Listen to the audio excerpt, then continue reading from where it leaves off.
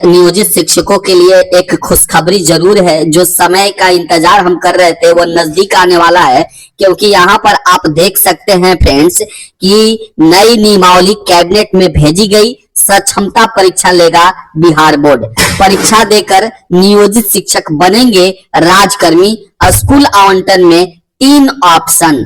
तो फ्रेंड्स ये बहुत बड़ी खबर है। बड़ी खबर इसलिए है कि आए बीतों दिन कई प्रकार से शिक्षा विभाग में लेटर को निकाला जा रहा है, कई प्रकार के चेंजिंग और बदलाव देखा जा रहा है, लेकिन जो सबसे बड़ा चेंजिंग होने वाला है वह है नियोजित शिक्षकों को राजकर्मी का दर्जा। उसी के संबंध में आज ये पत्रिका में निकली हुई है, यह समाचार पत्र में निकला हुआ है कि नई नियमावली कैबिनेट में भेजी गई। सक्षमता परीक्षा लेगा बिहार बोर्ड। परीक्षा देकर नियोजित शिक्षक बन जाएंगे राजकर्मी। स्कूल आवंटन में होगा 3 ऑप्शन, यानी कि कहीं न कहीं नियोजित शिक्षकों को भी ट्रांसफर की बात यहाँ पर चल रही है और ये रेंडमाइजेशन के आधार पर 3 स्कूल का ऑप्शन होगा और 3 स्कूल में आप जो है वह किसी भी स्कूल में आप जा सकते हैं। तो फ्रेंड्स यहाँ पर देख सकते हैं कि राज्य के लगभग 4.25 लाख नियोजित शिक्षकों को राजकर्मी का दर्जा जल्द मिलेगा।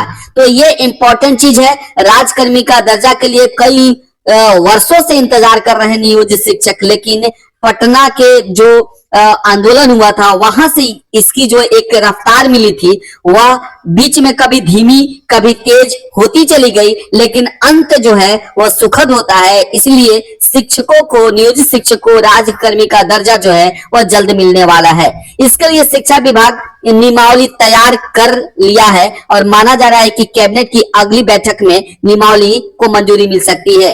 कैबिनेट की अगली बैठक, ये सुनते सुनते नियोजित शिक्षकों को पता नहीं कितने कैबिनेट बैठकें चली गई, लेकिन राजकर्मी के दर्जा पर कभी न तो बात चली और मुहर लगने की बात ही छोड़ दीजिए। लेकिन इस बार ये जो इस समाचार पत्र के अनुसार और जिस तरीके से संभावनाएं व्यक्त की जा रही हैं, उस तरीके से ऐसा लगता है कि अगली कैबिनेट में यह जो है नियमावली को मंजूरी जरूर मिल सकती है। आगे देख सकते हैं शिक्षकों को सक्षमता परीक्षा देनी होगी यदि आपको राजकर्मी का दर्जा प्राप्त करना है। राजकर्मी का दर्जा आपको बिहार सरकार उसी शर्त पे देगी जब आप जो है परीक्षा, सक्षमता परीक्षा को पास करेंगे। परीक्षा पास करने वाले को नए स्कूल आवंटित होंगे। तो 2-3 चीजें यहाँ पर मुख्य है। तो जो परीक्षा पास करेगा, जो राजकर्मी के दर्जा प्राप्त करेंगे, उनको 3 जिलों का ऑप्शन होगा, यानी कि आप जिस प्रकार से बीपीएससी के द्वारा जो परीक्षा ली गई उनका जो पोस्टिंग हुआ उनको भी 3 जिले का ऑप्शन था। तो यहाँ नियोजित शिक्षकों को भी जो 15 साल 20 साल से एक ही जगह पर अपनी सेवा दे रहे हैं उनके लिए यह जो है शॉकिंग न्यूज है कि इनको भी 3 जिला का ऑप्शन मिलेगा और इनका भी ट्रांसफर होने वाला है। तो फ्रेंड्स आगे देखते हैं। तो यहाँ है कि साथ ही परीक्षा पास करने के लिए भी 3 मौके दिए जाएंगे और परीक्षा पास करने के लिए भी 3 मौके हैं। अच्छा मौका है कि परीक्षा जो है वह 3 मौके दिए जा रहे हैं आपको, 3 मौके में आपको पास करना है। बिहार विद्यालय परीक्षा समिति ही सक्षमता परीक्षा लेगी। तो यहाँ पर साफ स्पष्ट रूप में लिखा है कि बिहार विद्यालय परीक्षा समिति जो है BSEB जो है वही जो है सक्षमता परीक्षा लेने वाली है।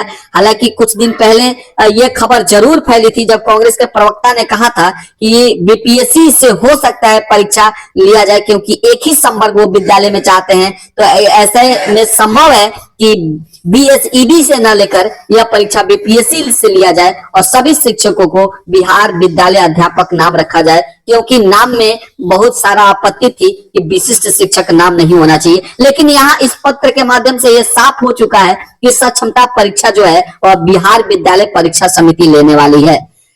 आगे देखते हैं। सक्षमता परीक्षा पास करने वाले शिक्षकों का संवर्ग जिला स्तरीय होगा।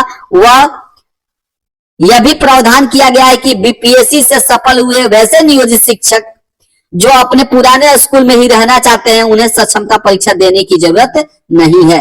तो ये तो खबर बहुत ही पहले से चली आ रही है कि जो नियोजित शिक्षक बीपीएससी पास कर लिए हैं उनको सक्षमता परीक्षा से बरी किया जाएगा, उन्हें सक्षमता परीक्षा देने की आवश्यकता नहीं है। आगे देखते हैं फ्रेंड्स। तो परीक्षा पास करने वाले नियोजित शिक्षकों को विशिष्ट शिक्षक कहे जाने की बात नियमावली में है। हालांकि नियोजित शिक्षक और संघों ने जिला विभाग को विशिष्ट शिक्षक शब्द हटाने की सुझाव दिया था, लेकिन इसे हटाने पर अभी भी सहमति नहीं बन सकी है। यहाँ पर लिखता है कि 2 नवंबर को गांधी मैदान में बीपीएससी से चयनित शिक्षकों को नियुक्ति पत्र समारोह में मुख्यमंत्री नीतीश कुमार ने घोषणा किया था कि 3,68,000 नियोजित शिक्षकों को राजकर्मी बनाएंगे। परीक्षा उत्तीर्ण करने के लिए एक शिक्षक को 3 मौके मिलेंगे और मामूली जो है परीक्षा ली जाएगी, ऐसा कहा गया था नीतीश कुमार के द्वारा। अब यहाँ पर देख सकते हैं या इसकी जो मुख्य चीजें हैं, यदि आप राजकर्मी बनते हैं तो स्थानांतरण की प्रक्रिया और वरीयता का मापदंड होंगे। तो डीईओ द्वारा शिक्षा का अधिकार कानून के तहत छात्र शिक्षक अनुपालन के ध्यान में रखकर जिला में स्थानांतरण किया जा सकता है, यानी कि पूरे जिले में आपका जो है ट्रांसफर हो सकता है।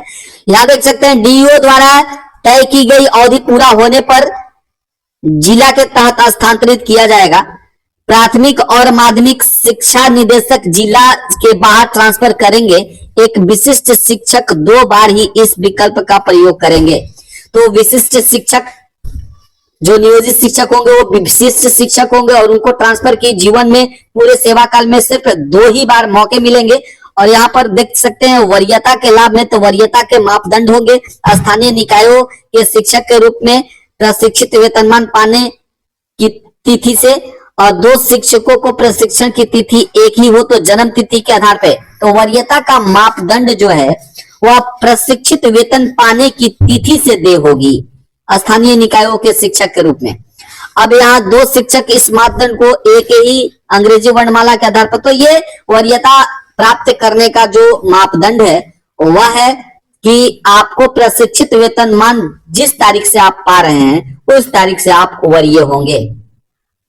और यहाँ पर कुल जो वेतन है प्रति माह वो तो पहले वाला ही है। 1 से 5 के लिए 25,000, 6 से 8 के लिए 28,000 और 9 से 10 के लिए 31,000 और कक्षा 11 से 12 के लिए 32,000। तो जिस प्रकार से बीपीएससी का जो मूल्य वेतन प्रति माह दिया जाता है उसी प्रकार से नियोजित शिक्षकों को भी रखा जाता है। तो कह लिया जाए तो नियोजित शिक्षक और बीपीएससी शिक्षक में कुछ अंतर नहीं है, लेकिन जो हमने नियमावली आई थी और उसका जो हम लोग विरोध किए थे, उसका जो सुझाव दिए थे, क्या उस पर अमल हुआ है, यह सबसे बड़ी बात है।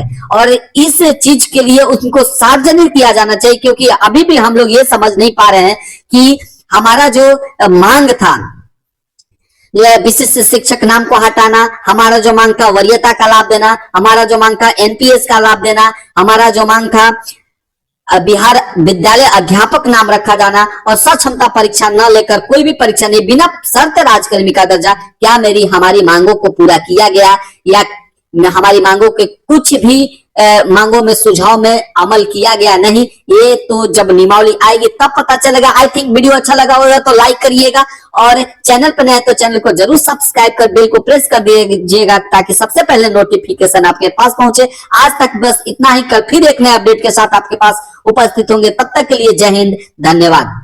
यदि आप मेरे चैनल पर नए हैं और अभी तक सब्सक्राइब नहीं किए हैं तो प्लीज सब्सक्राइब कीजिए। धन्यवाद।